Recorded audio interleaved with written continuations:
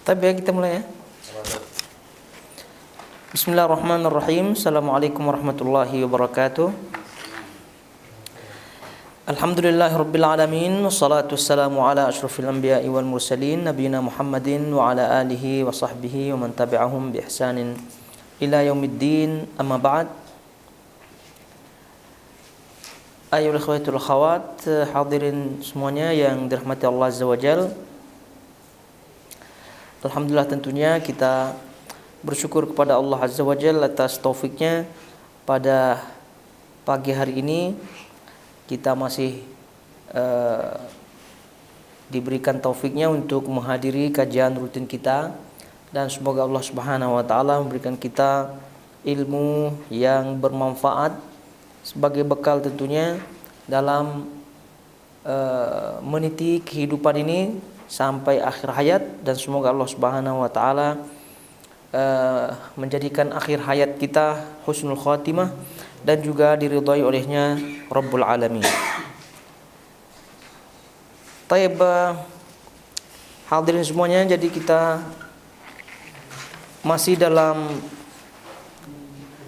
bab yang ke-24 ya, yaitu Qissatul Jassasa. Qissatul Jassasa, kisah Jassasa. Dan ini hadis panjang, alhamdulillah sudah kita baca pada pertemuan yang lalu terkait dengan Dajjal. Jadi sekali lagi kita masih dalam pembahasan bab terkait dengan Dajjal, dan tentunya ini kita bacakan daripada kitab Al-Fitan wa Ashrat As-Sa'ah daripada Sahih Al-Imam Muslim rahimahullahu ta'ala. Tapi terkait dengan Qissatul Jassasa yang diriwayatkan oleh Tamim Ad-Dari kepada Nabi SAW, yang riwayat ini melalui Fatimah binti Qais, kita sudah baca sekali lagi. Namun poin yang kita ambil daripada Qissatul Jassasa adalah bahwa Dajjal itu hidup, ada sampai sekarang, namun tentu tempatnya tidak diketahui. Kemudian juga perlu kita yakini melalui hadis ini bahwa Dajjal yang ada, yang ditemui oleh Tamim Ad-Dari dengan orang-orang yang bersamanya pada waktu itu, kan posisinya dibelenggu, diikat Dajjal tersebut di suatu pulau sebagaimana yang disebut oleh Tamim Ad-Dari radhiyallahu taala anhu. Maknanya bahwa kita meyakini melalui hadis ini bahwa Dajjal itu hidup, ada sampai sekarang, namun dia tidak bergerak kemana-mana. Karena dia dibelenggu, diikat. Oleh karena itu diketahui dari sini kalau ada orang-orang yang mengatakan bahwasanya Dajjal itu hidup, lalu kemudian dia pergi kemana-mana, bergerak kemana-mana, berarti itu kita tidak percaya ya, karena tidak ada dalilnya. Karena bab ini adalah bab yang gaib, perlu dalil. Ini kita percaya, kisah Tamim Ad-Dari ini kita percaya karena kisahnya diakui oleh Nabi SAW, kemudian diiqrar oleh Nabi SAW. Oleh karena itu kita pun meyakini dan mengimaninya. Jadi karena itu sebagaimana kita pernah sebutkan kaidah dalam bab ilmu ghaib atau bab ghaib, maka kaidahnya adalah kita memerlukan dalil. Jadi tidak ada dalil yang mengatakan bahwasanya Dajjal itu hidup lalu kemudian dia pergi kemana-mana, pergi jalan-jalan atau keluar daripada tempatnya yang pernah disebutkan oleh Tamim Ad-Dari. Kalau tidak, dari kisah yang kita baca dari riwayat Fatimah binti Qais ini, bahwa itu fungsinya jassasah, yaitu makhluk hewan yang besar yang banyak bulunya, itu kan fungsinya sebagai jasus, sebagai mata-mata, sebagai pemberi berita kepada Dajjal yang terbelenggu, yang terikat. Jadi oleh karena itu si jassasah itu fungsinya adalah memberitahukan segala hal yang ada atau segala berita kepada kepada Dajjal. Jadi maknanya kalau dia bisa bergerak kemana-mana, berarti dia tidak perlu tukang pemberi informasi seperti jasasa. Jadi ala kulli hal ini kita yakini saja, dan tentu kita ingatkan bahwa mempelajari atau mengetahui melalui riwayat-riwayat yang sahih terkait dengan Dajjal atau terkait dengan tanda-tanda hari kiamat, ya tentunya fungsinya sebagaimana kata para ulama untuk kita waspada dan untuk kita tetap istiqomah di atas perintah-perintah Allah Subhanahu wa taala. Siapa tahu, wallahu taala alam, siapa tahu kita berjumpa dengan fitnah-fitnah ini, termasuk fitnah ad-Dajjal. Karena wallahu taala alam, ya memang itu nanti akan muncul di akhir zaman, tapi yang namanya hal gaib, kapan dia muncul dan seterusnya kita tidak tahu. Ya wallahu alam, mungkin saja di zaman kita hidup dia muncul, lalu kemudian dengan fitnah-fitnah yang luar biasa tadi, jadi kita tidak ada persiapan, tidak ada istiqomah di situ, ya tentu kita akan tenggelam dalam fitnahnya. Jadi karena itu kita mempelajari hal ini ya untuk kita waspada, untuk kita memperingatkan diri kita, keluarga kita agar terus istiqomah di atas jalan Allah Subhanahu wa taala dan tidak terlena dengan hiruk pikuk dunia ini. Tidak terlena dengan hiruk pikuk dunia. Ini fungsi kita mempelajari khususnya fitnah-fitnah melalui daripada hadis-hadis yang ada. Ya, kalau tidak ya seorang itu tidak ada filter ya dalam hidupnya. Jadi dia dalam hidupnya dia akan terus mengikuti hiruk pikuk dunia sesuai dengan hobinya, Ya, jadi dan ini sering kita sebut ya, hobinya bola, pergi nonton bola dan seterusnya ya. Maksudnya sampai mengeluarkan modal besar. Itu kan semua kalau kita perhatikan ini tidak ada filter dalam kehidupannya. Jadi itu kan harta yang dibelanjakan untuk beli tiket lah, untuk kemana, itu kan nanti akan dipertanyakan oleh Allah Subhanahu wa taala. Kalau orang itu ada filternya, membaca hadis-hadis seperti ini, fitnah Dajjal dan seterusnya, pasti akan berpikir 1000 kali. Dengan uang yang semacam itu dia beli tiket lah, dibeli apalah gitu kan, tuh tidak sedikit uang itu. Lalu nanti di hadapan Allah Subhanahu wa taala gimana pertanggungjawabannya? Kan begitu. Jadi karena itu inilah pentingnya kita mempelajari riwayat-riwayat seperti ini. Waalaikumsalam, agar kita waspada dan juga sekali lagi tidak tenggelam dalam hiruk pikuk dunia yang tentunya kita yakini adalah sementara. Taib. Itu dia daripada hadis Fatimah binti Qais terkait dengan jasasah, dan sudah kita baca, tentunya hadisnya panjang, tapi poinnya seperti tadi. Kita yakini apa yang disebut oleh Nabi SAW saja, tanpa kita membuat konspirasi yang seperti tadi. Banyak orang yang menyebutkan atau sebagian menyebutkan Dajjal itu hidup. Ya memang hidup ada, tapi Dajjal itu tidak bisa bergerak kemana-mana karena terbelenggu. Karena dia terikat, terbelenggu. Taib, langsung kita baca hadis berikutnya.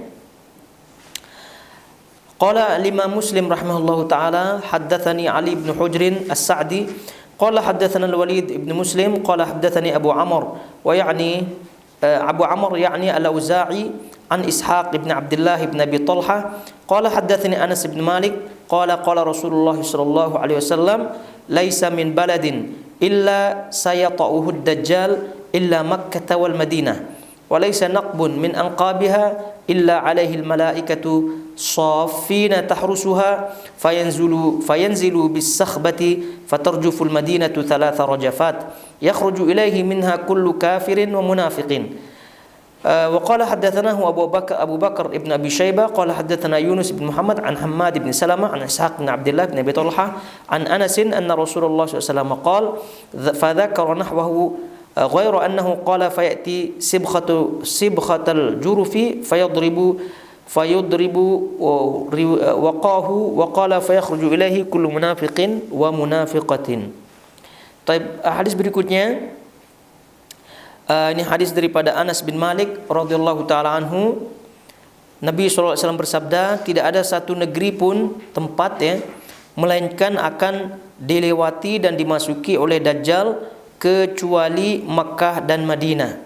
Jadi tidak ada satu negeri atau kawasan melainkan akan dilewati atau dimasuki oleh Dajjal kecuali Makkah dan Madinah. Tidak ada satu jalan pun kecuali ada malaikat-malaikat berbaris menjaganya yang datang membawa tanah, lalu Madinah bergoncang 3 kali.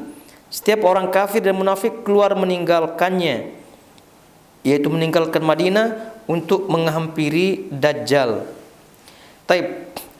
Jadi dari hadis ini diketahui, dan ini sering kita dengar tentunya terkait dengan tempat-tempat yang akan dimasuki oleh Dajjal, dan kecuali Mekah dan Madinah. Adapun tempat-tempat yang lain ya tentu akan dimasuki oleh Dajjal. Ya termasuk Nusantara kita dan seterusnya, ya semuanya dimasuki oleh Dajjal karena masuk keumuman daripada hadis ini. Tapi bagaimana dia masuk dan seterusnya, ya itu wallahu taala alam. Yang jelas dengan waktu yang begitu lama Dajjal di muka bumi, lalu kemudian dengan kecepatan yang pernah kita baca dalam riwayatnya seperti awan ditiup angin, itu maknanya cepat ya, pergerakan cepat Dajjal tersebut, maka ini memungkinkan dia untuk memasuki seluruh kawasan-kawasan yang ada di bumi. Namun tentu dikecualikan daripada kawasan-kawasan tersebut, kata Nabi SAW di sini adalah Al-Makkah wal Madinah, karena di situ Mekkah dan Madinah ada malaikat-malaikat yang berbaris menjaganya pada setiap celah-celahnya. Maka tentu dengan demikian dia tidak bisa memasuki Mekkah dan Madinah. Kemudian setiap orang di sini disebut tidak ada satu jalannya pun kecuali ada malaikat-malaikat berbaris menjaganya yang datang membawa tanah, lalu Madinah bergoncang 3 kali. Setiap orang kafir dan munafik keluar meninggalkan Madinah untuk menghampiri Dajjal. Jadi tentu ini juga kita yakini ya, pada saat tersebut, pada saat akhir zaman nanti itu Madinah akan bergoncang 3 kali. Waalaikumsalam. Bergoncang 3 kali. Jadi disebutkan oleh para ulama di situ, ba'da tazalzuli 3 marrat wa fil marrah tsalitsah yakhrujullahu minha kullu kafirin wa munafiqin.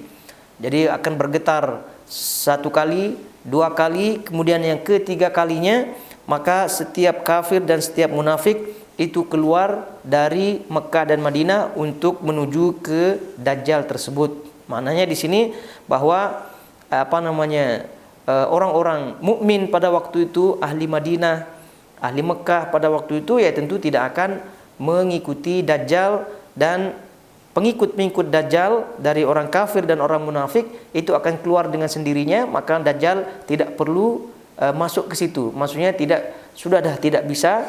Namun ya demikian juga takdir Allah Subhanahu wa taala menggetarkan Madinah, kemudian getaran yang ketiga mereka keluar sendiri untuk mengikuti Dajjal.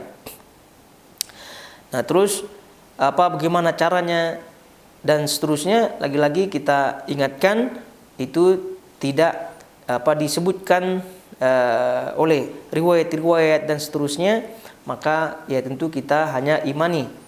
Dan ini adalah menjadi kebesaran Allah Subhanahu wa taala untuk kita menambah iman kita, dan sebagaimana kita sebutkan di awal, menambah kewaspadaan kita dan selalu istiqomah di atas jalannya Rabbul Alamin. Kemudian selanjutnya di situ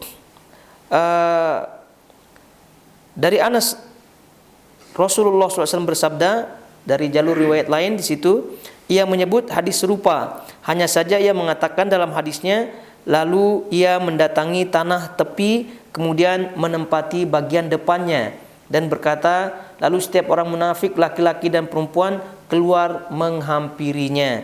Jadi maknanya ini dia tidak masuk ke Madinah, namun sampai tepi saja.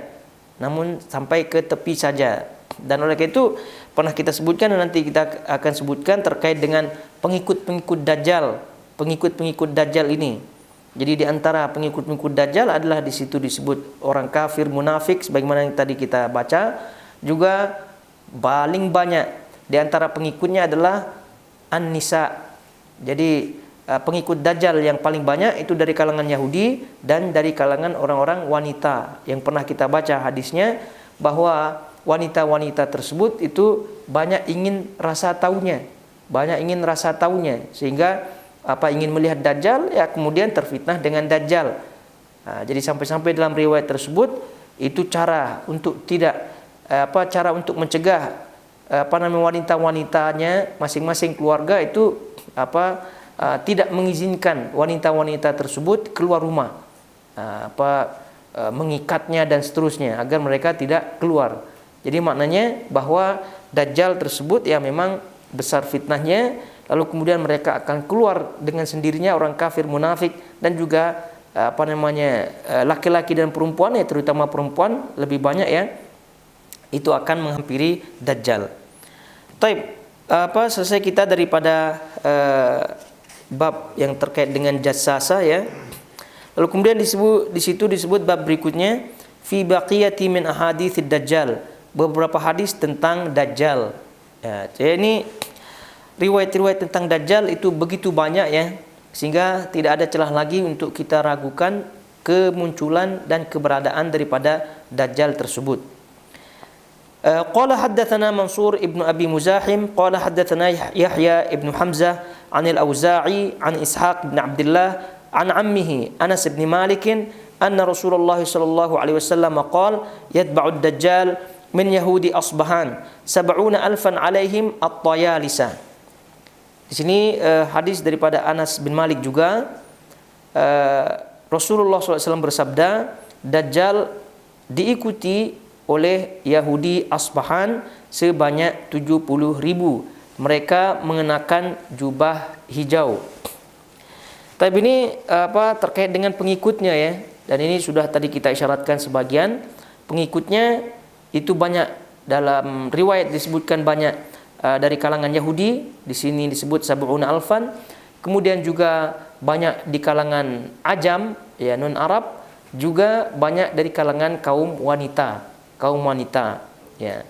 Ini juga disebutkan oleh Imam Muslim, aktsaru atba'id Dajjal al-Yahud wa an-nisa. Jadi pengikut Dajjal yang paling banyak itu dari kalangan Yahudi dan kaum wanita.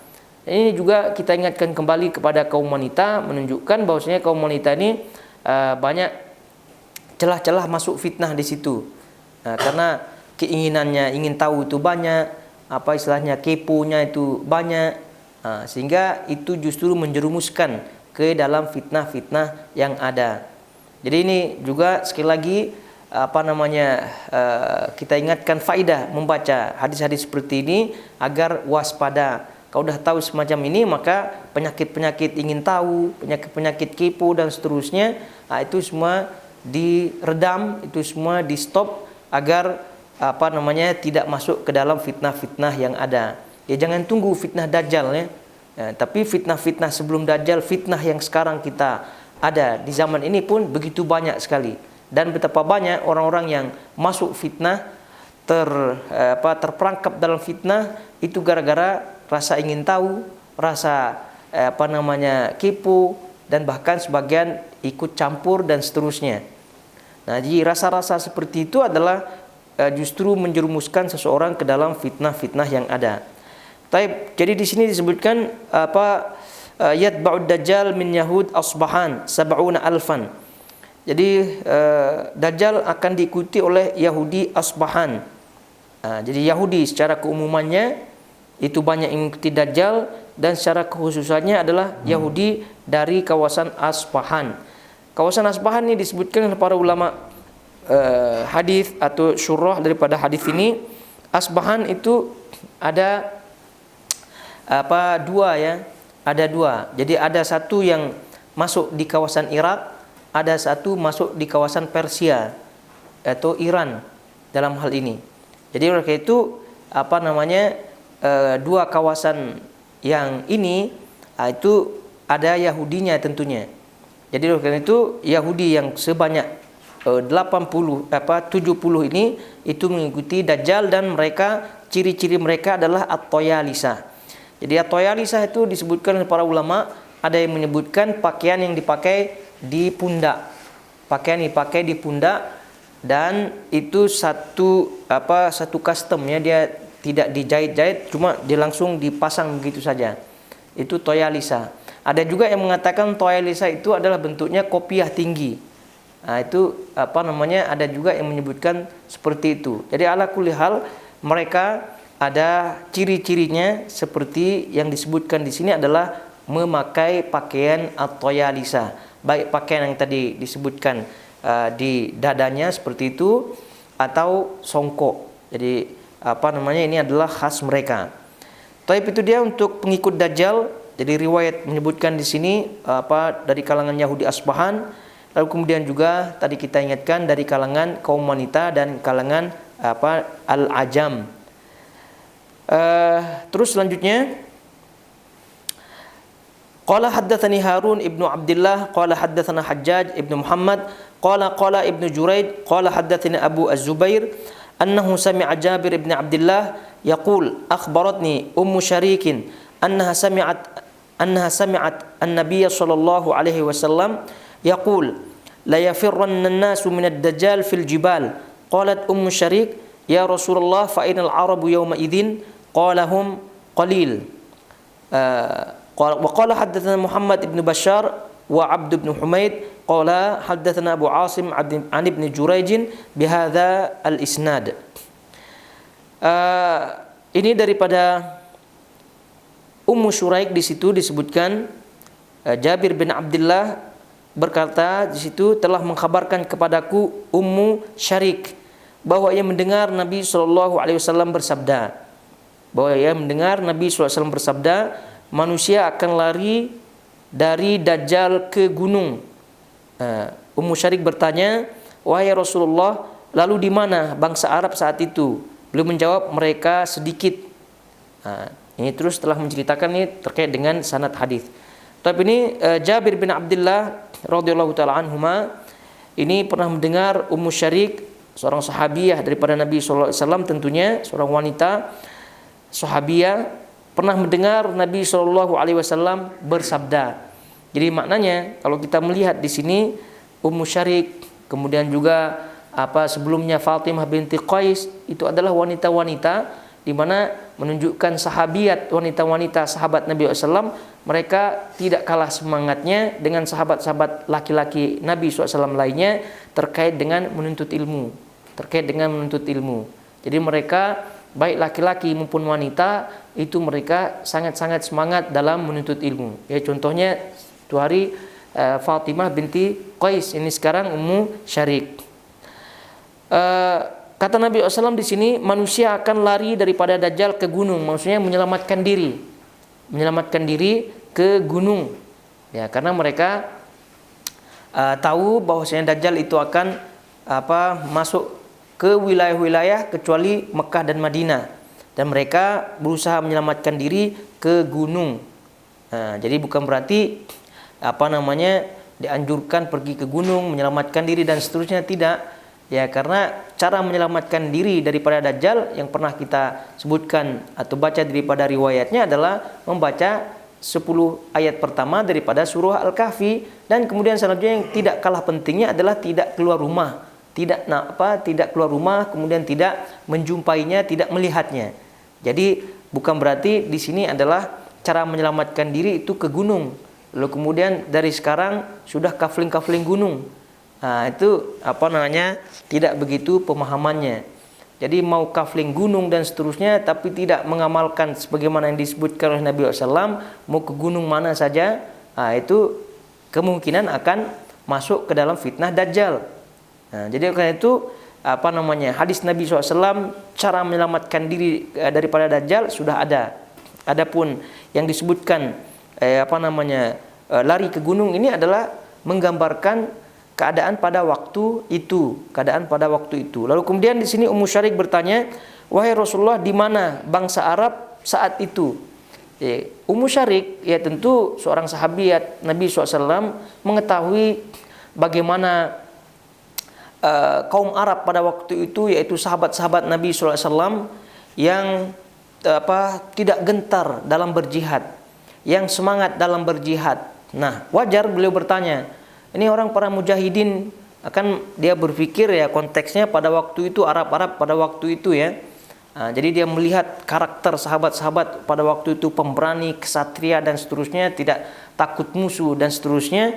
Ini wajar beliau bertanya, mana mereka? Karena Dajjal ini berarti patut untuk dilawan gitu. Jadi kemana bangsa Arab pada waktu itu? Nabi SAW menjawab, mereka sedikit.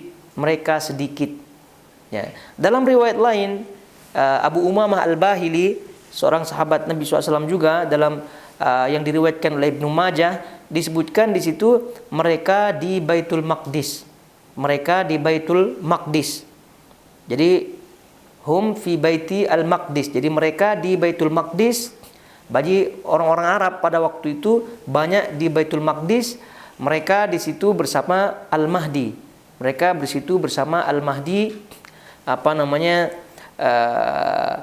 Dipimpin oleh Al-Mahdi. Lalu kemudian ketika solat subuh ya, disebutkan dalam riwayat tersebut, baru turun Nabi Isa alaihi salatu wassalam. Kemudian barulah Nabi Isa mengejar Dajjal, dan singkat kisahnya dibunuh oleh Nabi Isa alaihi salatu wassalam. Namun poinnya di sini, mereka sedikit di sini disebutkan ya karena mereka banyak kumpul di Baitul Maqdis, di Palestina di situ. Jadi karena itu di tempat-tempat lain yang mereka sedikit, bahkan tidak ada. Jadi untuk melawannya mereka tidak mampu. Tidak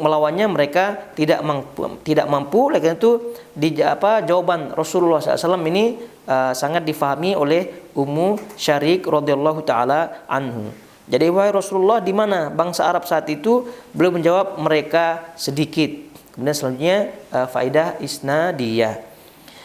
Nah, ini juga kita ambil pelajarannya dari riwayat-riwayat pertanyaan sahabat-sahabat Nabi SAW seperti ini, termasuk Ummu Syarik seperti ini. Ketika ada jawabannya, maka mereka tidak panjang-panjang berpikir lagi. Maknanya apa? Itu semua sudah menjadi ketentuan Allah Subhanahu wa taala. Jadi kita punya tanggung jawab adalah menjalankan syariat Allah Subhanahu wa taala, istiqomah di atasnya secara pribadi dan minimal keluarga kita. Kita menghadap Allah Subhanahu wa taala dengan istiqomah seperti itu, itu yang dituntut untuk kita. Adapun berpikir dan seterusnya, memeras otak, melihat keadaan sekarang ini, lalu kemudian terpengaruh dengan konspirasi, maka itu keliru. Sebenarnya banyak sekarang kaum muslimin sebagiannya itu banyak yang keliru ya, sikap dan seterusnya terkait melihat keadaan kondisi kaum muslimin zaman sekarang ini. Keadaan di Gaza, keadaan di di Lebanon, di Irak dan seterusnya, di perang-perang lah di negeri Arab ini. Jadi banyak di antara mereka yang pernah kita sebutkan suuzon ya kepada pemerintah-pemerintah, pemimpin Arab. Kemudian bahkan suuzon kepada kaum muslimin, tidak ada yang menolong saudara mereka. Kemudian kenapa kaum muslimin sekarang ini dan seterusnya, itu saja yang dia pikirkan, itu saja yang dibahas. Padahal itu tidak dituntut baginya secara pribadi. Jadi yang dituntut secara pribadi adalah apa yang kita mampu dalam diri kita. Karena Allah Subhanahu wa taala menyebutkan la yukallifullahu nafsan illa wus'aha. Itu sudah jelas, Allah tidak akan membebani suatu jiwa melainkan apa yang dia mampu. Maka dalam hal ini apa yang kita mampu adalah kewajiban-kewajiban kita sehari-hari, kemudian juga menjauhkan fitnah-fitnah yang ada, maksiat dan seterusnya. Lalu kemudian kita berdoa kepada Allah Subhanahu wa taala, itu yang kita mampu. Adapun suuzon dan seterusnya, dan bahkan sebagian keliru ya, dalam hal ini ya, kelirunya ya boleh kita sebut keliru besar ya.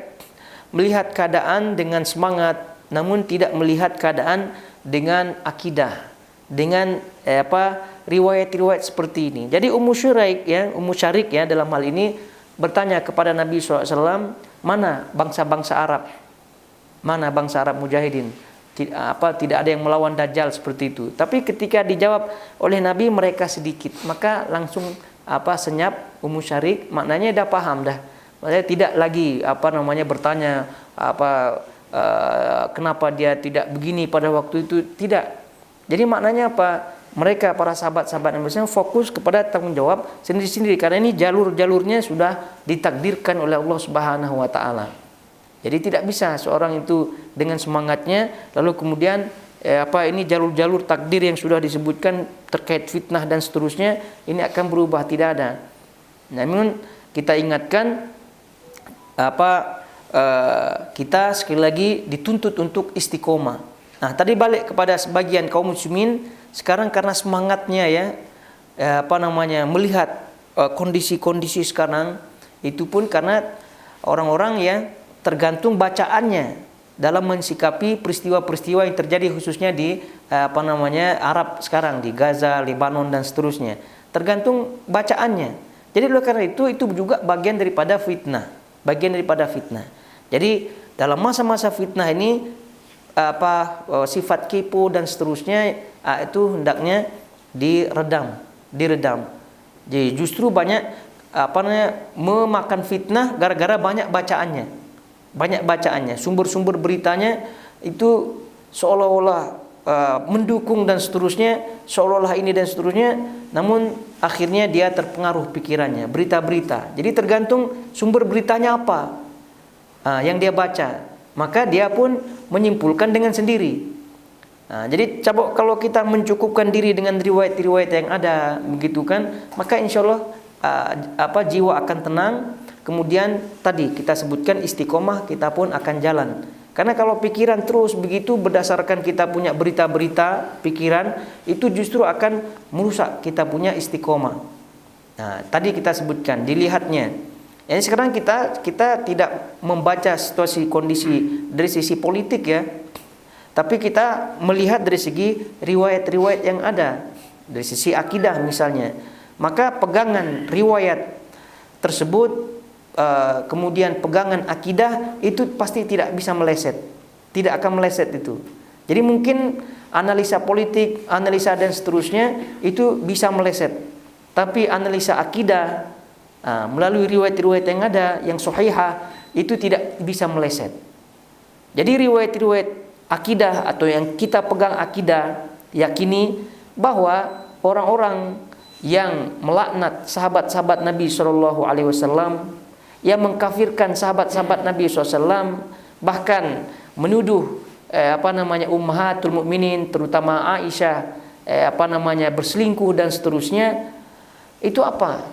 Ini menurut akidah kita tidak dilakukan lagi, ini adalah orang kafir. Itu tidak, orang kafir.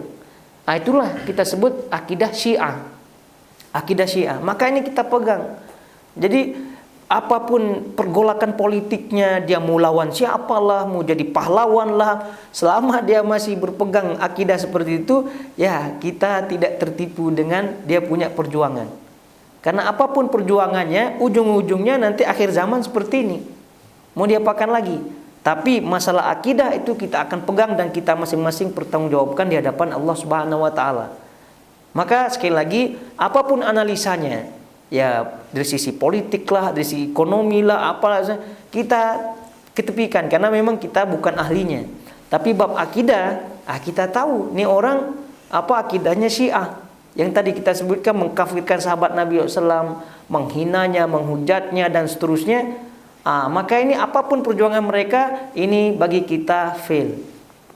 Nah, bagi kita fail. Jadi tidak ada celah untuk kita bangga-banggakan.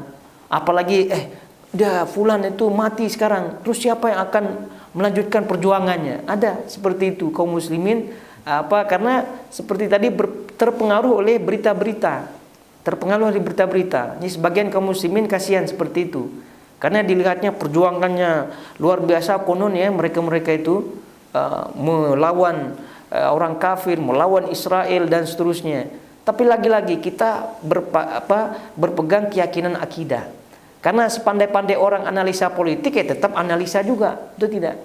Analisa, namanya analisa, tak jelas juga. Sepandai-pandainya dia melihat keadaan situasi, kondisi ekonomi, kondisi apa, nama juga analisa. Tapi yang namanya akidah itu bukan analisa lagi.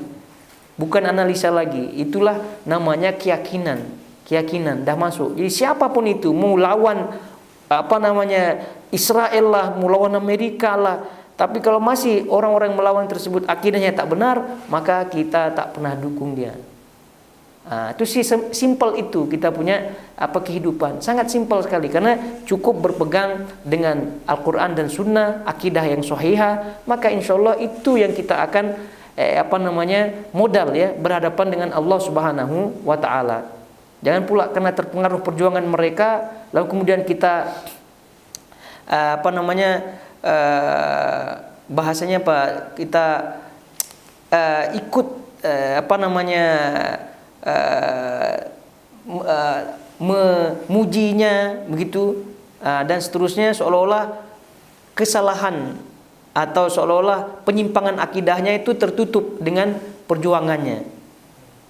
Itu tidak demikian. Jadi oleh karena itu kita balik kepada sahabat-sahabat Nabi Shallallahu Alaihi Wasallam. Sahabat-sahabat Nabi SAW ya tentu tidak maksum ya, sahabat-sahabat Nabi SAW.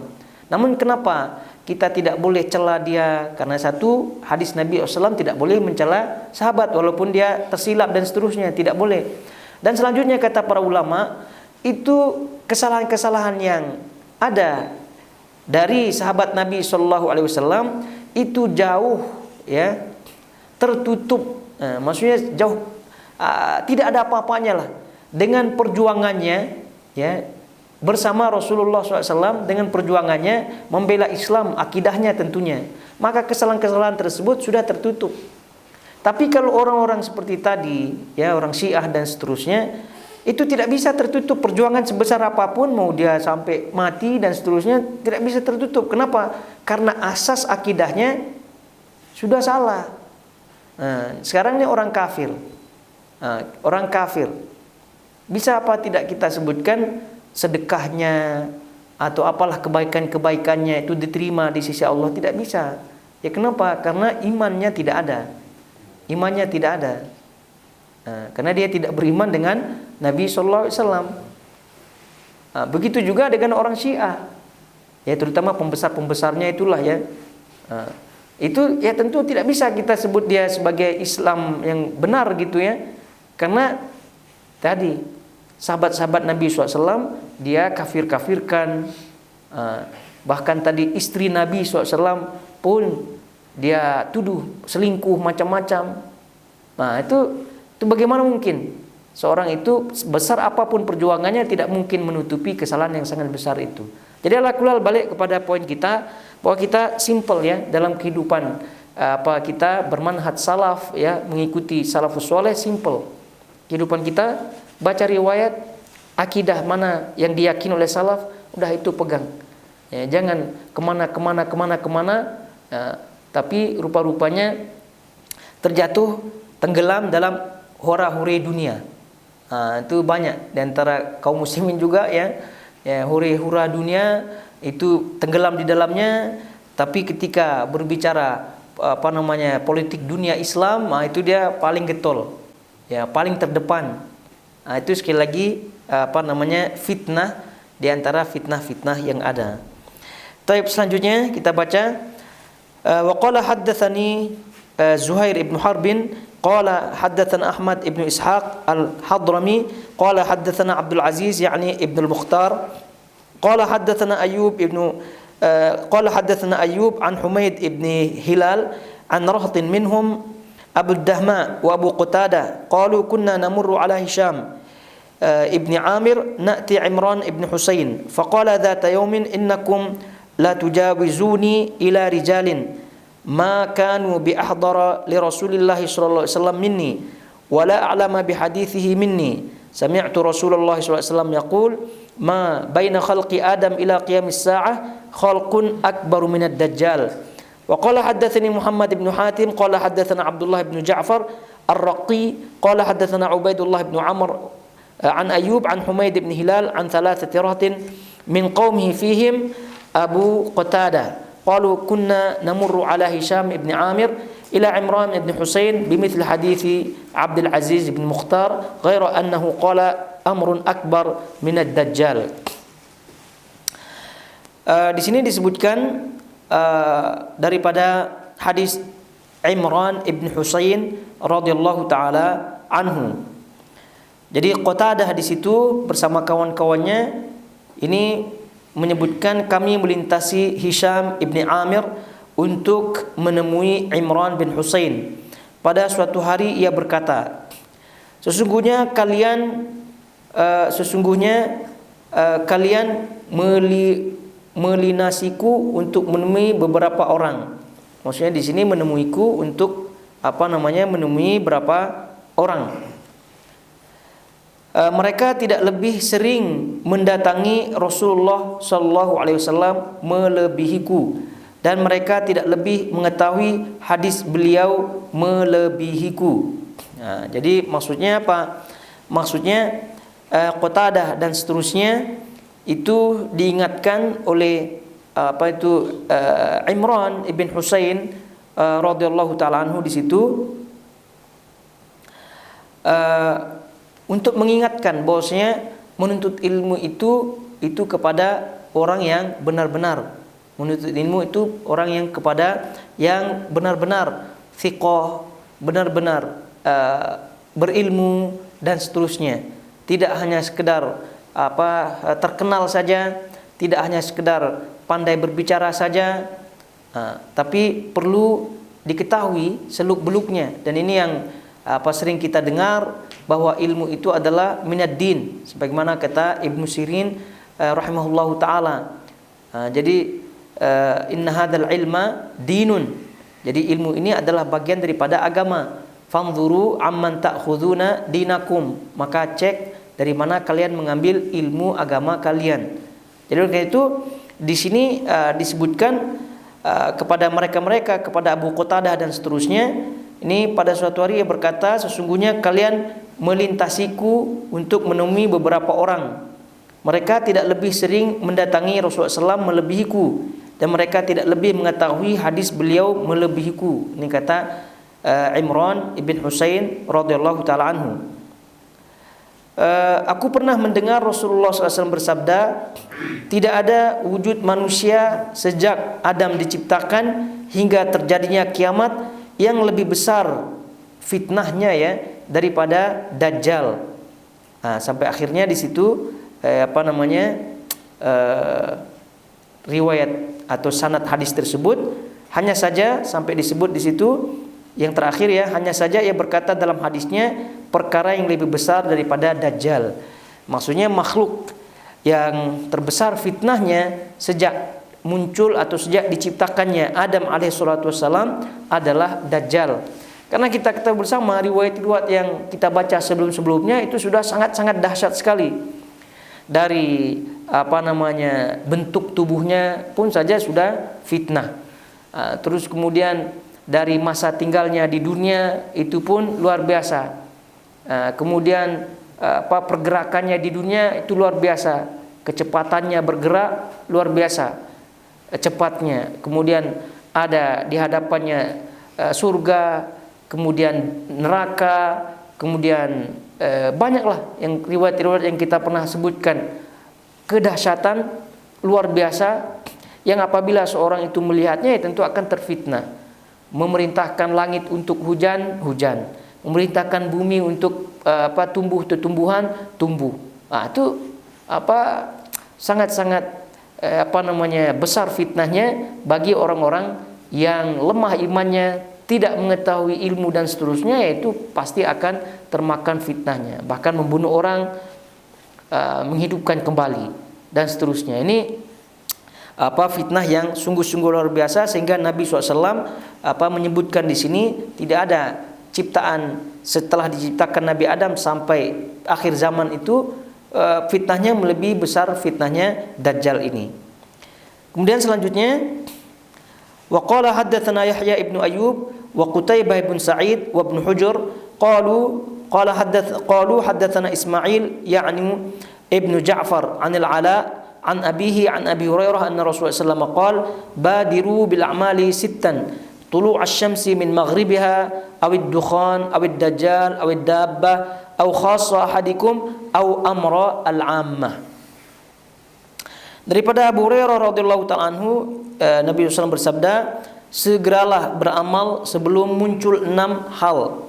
Maksudnya tanda-tanda besar hari kiamat, terbitnya matahari dari barat, kemudian adanya dukhan, kemudian adanya dajjal, adanya binatang yang dabbah, binatang, kemudian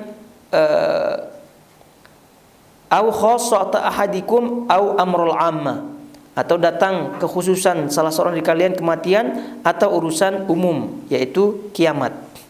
Ini Nabi SAW mengingatkan kepada kita dan sekaligus penekanan sekali lagi untuk kita bahwa Nabi SAW mengingatkan untuk betul-betul bersegera. Badiru bil a'mali sittan. Dalam riwayat lain disebutkan badiru bil a'mali fitanan ka qit'il lailil mudlim. Jadi bersegeralah untuk beramal. Jadi sebelum datangnya fitnah-fitnah yang diibaratkan oleh Nabi SAW dalam riwayat tersebut adalah ka qit'il lailil mudlim, seperti potongan-potongan malam. Potongan-potongan malam. Jadi gelap gulita, karena namanya suatu yang gelap gulita, tentu kita tidak nampak. Lalu kemudian ya mudah kita terperangkap, mudah kita terjatuh di dalamnya karena kita tidak melihat apa-apa. Lubang kita tidak lihat, ada tembok kita tidak lihat, ada duri kita tidak lihat, ya semua kita hantam semuanya. Ya kenapa? Karena tidak lihat. Nah, kita hantam itu, kita jatuh dan seterusnya dengan secara tidak sengaja karena tidak melihatnya. Begitu juga dengan fitnah-fitnah yang ada. Oleh karena itu Nabi SAW mengingatkan badiru bil a'mal, maka segeralah beramal. Di sini dalam riwayat di sini menyebutkan badiru bil amali sittan, tulu'us syamsi dan seterusnya daripada daripada tanda-tanda besar hari kiamat. Karena tanda-tanda kiamat ini adalah bentuk daripada fitnah. Jadi kalau seorang itu tidak ada persiapan lalu kemudian datang betul, ini tentu dia tidak akan bisa selamat daripadanya. Oleh karena itu di situ disebutkan sebelum datang perkara khosoh, perkara kekhususan, maksudnya pribadi-pribadi, itu kematian dan juga urusan umum yaitu kiamat. Dalam riwayat lain juga disebutkan alaika bi amri al-khassah. Jadi hendaknya kalian berpegang kepada urusan kalian masing-masing. Urusan kalian masing-masing. Mananya apa? Mananya seorang itu ketika di akhir zaman hendaknya dia betul-betul semangat di dalam mengamalkan ibadah karena takut fitnah-fitnah ini entah dari mana datangnya gitu ya. Karena memang banyak sekali. Dan cara selanjutnya kata Nabi SAW adalah kalian betul-betul fokus kepada urusan masing-masing, urusan pribadi-pribadi. Jangan mengurusi urusan umum, jangan mengurusi urusan-urusan orang luar yang mana itu tidak ada di jangkauan kita. Jadi urusan pribadi-pribadi, fokus kepada pribadi-pribadi kita, fokus kepada keluarga kita.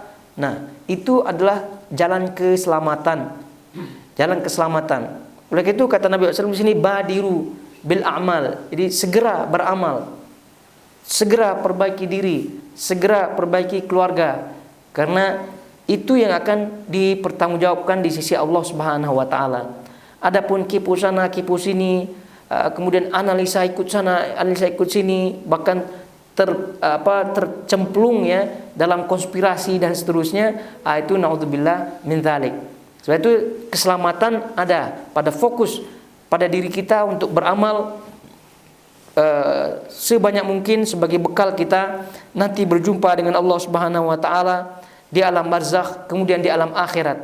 Dan kemudian kata Nabi SAW dalam hadis ini, ya tentu ini adalah fitnah-fitnah yang besar dan kita sebutkan satu-satu di situ terkait dengan tanda-tanda besar di situ adalah ada terbitnya matahari ya.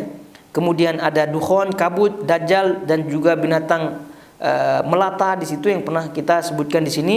Namun bahwa Nabi SAW menyebutkan tanda-tanda ini bukan menunjukkan urutannya, bukan menunjukkan urutan.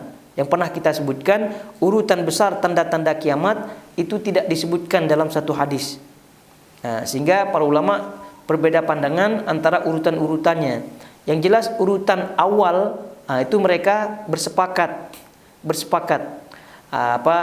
ada Mahdi, ada Dajjal, ada Nabi Isa, kemudian baru Ya'juj Ma'juj. Itu memang sepakat. Tapi yang mana satu dukhon, kemudian binatang melata dan seterusnya, itu ikhtilaf. Namun lagi-lagi ini bukan kita punya urusan. Yang paling penting urusan kita adalah beriman dan selanjutnya mengamalkan anjuran atau nasihat daripada Nabi SAW dalam hadis ini, yaitu kita badiru, yaitu kita bersegera untuk beramal. Jangan kita menunggu-nunggu, jangan kita berleha-leha.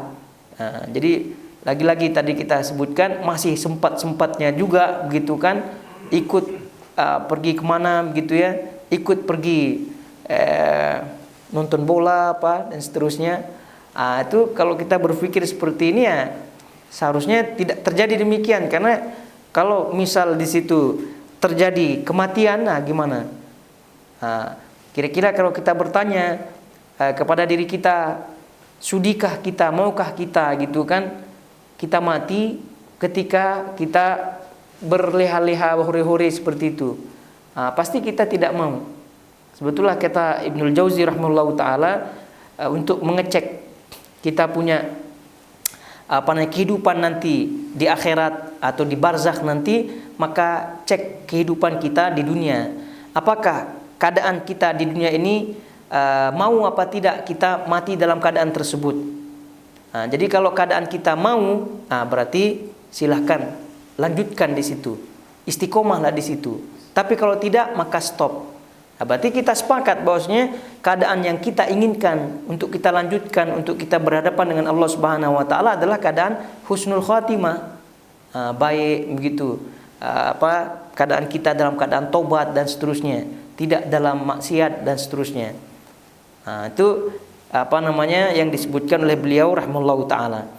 Tapi selanjutnya adalah yang terakhir dalam bab ini, qala haddatsana Umayyah bin Bistam al-Aishi qala haddatsana Yazid ibn Zurai' qala haddatsana Syu'bah an Qatadah an Al-Hasan an Ziyad ibn Riyah an Abi Hurairah an Nabi sallallahu alaihi wasallam qala badiru bil a'mali sittan ad-dajjal wad-dukhan wad-dabbah wa dabbatal ardi wa tulu'us syamsi min maghribiha wa amrul 'ammati wa khuwaisah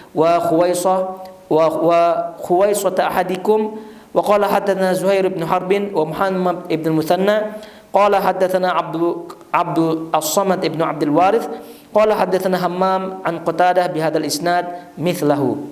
Ya, sama seperti yang hadis yang di atas ya. Namun Rasulullah SAW dalam riwayat ini berbeda urutannya. Ini menunjukkan bahwasanya urutan-urutan tanda-tanda besar hari kiamat itu tidak sama dan tidak tidak disepakati oleh para ulama, maksudnya secara urutannya. Di sini disebutkan daripada Abu Hurairah radhiyallahu taala anhu, karena di sini disebutkan ya, segeralah beramal sebelum munculnya 6 hal. Segeralah beramal sebelum munculnya 6 hal. Itu tadi kita sebutkan tanda-tanda besar hari kiamat. Dalam riwayat lain tadi dah kita sebutkan tidak 6 hal ini, tapi fitanan, badiru bil a'mali fitanan. Jadi bersegeralah untuk beramal sebelum muncul fitnah-fitnah.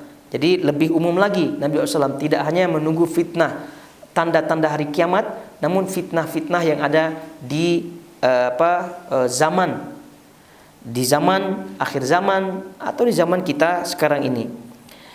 Yang 6 tersebut, terbitnya matahari dari barat, kemudian kabut, Dajjal, binatang, kemudian urusan umum yaitu kiamat, dan khususan salah seorang dari kalian itu kematian. Ini semua sekali lagi adalah fitnah-fitnah yang ada. Jadi oleh karena itu kita ingatkan kembali agar untuk kita waspada, dan semoga Allah Subhanahu wa taala sekali lagi memberikan kita taufik untuk mati di atas husnul khatimah, sehingga Allah Subhanahu wa taala meridhai kita, dan terus kita berdoa kepada Allah Subhanahu wa taala agar kita dijauhkan dari segala macam fitnah-fitnah yang ada. Karena betapa besar sekarang fitnah-fitnah yang ada, baik yang kita ketahui maupun yang kita tidak ketahui, baik yang kita rasakan maupun yang kita tidak rasakan, baik yang nampak maupun yang tidak nampak. Jadi gitu, kalau kita tidak betul-betul memperhatikan bab ini dengan terus mengingat, sebut dia dalam doa kita agar kita diselamatkan, keluarga kita diselamatkan, maka sungguh-sungguh susah untuk kita selamat di dunia ini daripada fitnah-fitnah yang ada. Karena yang namanya fitnah-fitnah ini bukan terkait dengan suatu yang kita tidak sukai. Ya, jadi perang dan seterusnya itu fitnah juga.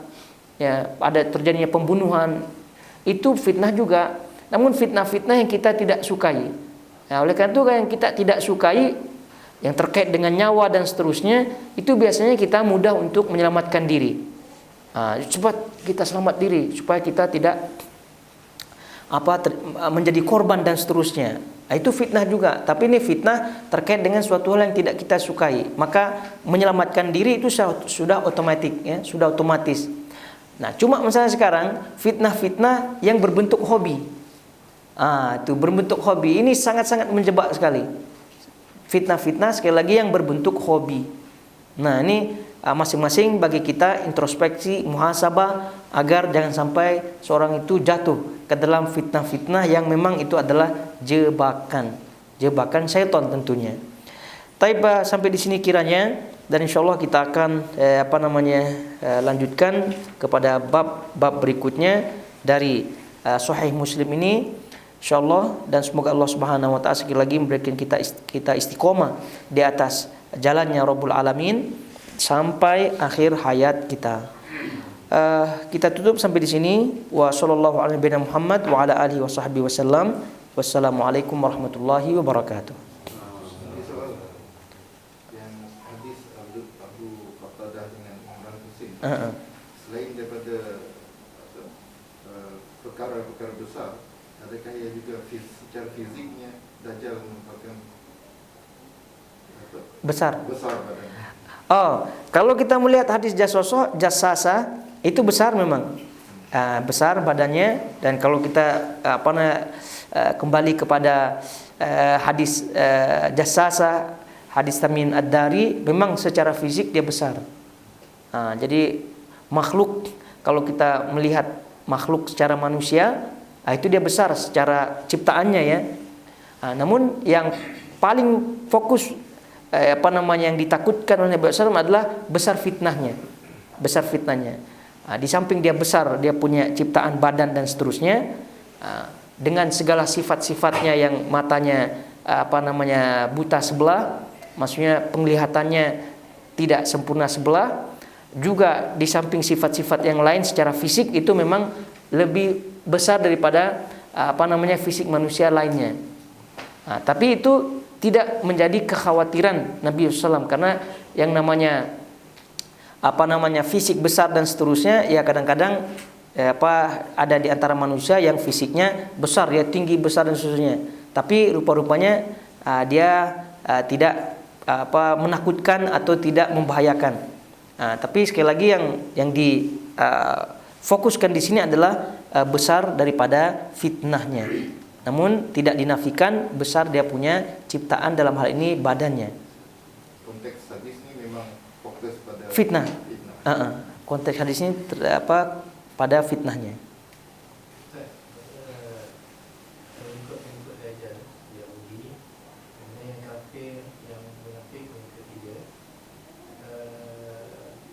Kemudian ada makhluk seperti jin. Jin pun ada kafir. Adakah dia pun mengikuti dia? Kemudian mereka tu soalannya, bila dia dia suruh awan hujan, adakah itu bantuan dari jin ke? Jadi terkait dengan pengikutnya, maka wallahu taala alam, ya, dalam riwayat-riwayat yang kita baca ini terkait manusia, ya, terkait manusia. Jadi adakah jin kafir, jin munafik, ya tentu ada ya. Dan apakah mereka mengikutinya? Wallahu ta'ala alam. Ya, tapi yang jelas zahir hadisnya itu terkait pengikut manusia, terkait dengan pengikut manusia. Karena yang namanya penduduk ya, kalau disebut tadi kan penduduk Madinah itu akan mengeluarkan setelah getaran ketiga kali, mengeluarkan orang-orang penduduknya yang yang kafir dan munafik. Maka secara zahir, secara bahasa tidaklah dikatakan penduduk melainkan manusia. Nah, adapun penduduk gaibnya ya tentu perlu adanya dalil lain untuk menyebutkan. Tapi kalau menutup boleh apa tidak ya boleh saja. Tapi untuk memastikannya ini pasti ada dalilnya. Kemudian ketika Dajjal itu menurunkan hujan, memerintahkan awan menghujan, apakah ada bantuan jin dan seterusnya? Lagi-lagi kita sebutkan wallahu taala alam. Karena itu semua atas izin Allah Subhanahu wa taala. Kalau atas izin Allah Subhanahu wa taala, ya memang si awannya itu memang terus langsung menurunkan hujan. Adapun sebabnya dan seterusnya, wallahu taala mungkin saja jin dan seterusnya, tapi yang jelas itu kita tidak bisa berbicara lebih lanjut. Namun yang disebutkan dalam riwayat bahwa Dajjal ini memerintahkan awan atau langit untuk hujan, maka hujannya turun, berarti itu memang hujan yang hakiki atas kehendak Allah Subhanahu wa taala. Wallahu taala alam. Ya, ada ustaz yang berfikiran macam dia mencuba melogikkan Dajjal punya kelebihan. Dalam masa yang sama dia seolah-olah memperkecilkan peristiwa. Ada peristiwa itu besar. Tapi dia cakap, ni contoh jin. Ada contoh lain yang cakap, ni dia gunakan teknologi di masa tu untuk buat ni. Itu pemikiran menyimpang. Iya. Jadi sebab itulah kita dasari kita punya keyakinan dengan riwayat-riwayat saja. Karena kalau dah kita dasari dengan riwayat, maka itu tidak akan meleset bahasanya. Nah, adapun kemungkinan ya kemungkinan semua. Tapi untuk memastikan itu tentu harus ada dalil. Maka kita pastikan di sini bahwa Dajjal itu adalah memang menurunkan hujan, tapi tentu atas izin Allah Subhanahu wa taala. Jadi oleh karena itu peristiwanya besar, pada Dajjalnya itu fitnahnya besar. Jadi karena itu ketika orang itu menyebutkan turun hujan, lalu kemudian hujan turun, itu dah sangat-sangat luar biasa. Adapun turun hujan, rupa-rupanya ada teknologi yang main, itu berarti ya bukan Dajjalnya bukan Dajjalnya. Atau misalnya turun hujan tapi dia suruh jin-jinnya, berarti sama dengan dukun-dukun jadinya kan. Tapi sekali lagi wallahu taala a'lam. Dajjal punya keturunan enggak? Dajjal tidak punya keturunan. Oleh karena itu sebagai dalil daripada Ibnu Sayyad yang pernah kita baca riwayatnya, bahwa katanya kepada Abu Sa'id, kita sepakatkan bahwa Dajjal itu tidak ada keturunan. Saya ada keturunan katanya kan. Tidak ada keturunan. Namun lagi-lagi masalah Ibnu Sayyad itu misteri lagi. Jadi itu pun kita tidak jelas apakah itu Dajjal yang besar atau tidak, karena itu ikhtilaf di kalangan para ulama juga. Ya boleh saja itu adalah karena masalahnya di ujung-ujungnya katanya kan, saya tidak keberatan untuk jadi Dajjal itu katanya, dan juga saya tahu tempatnya mana katanya. Jadi ini gimana? Jadi kita cukupkan. Wassalamualaikum warahmatullahi wabarakatuh.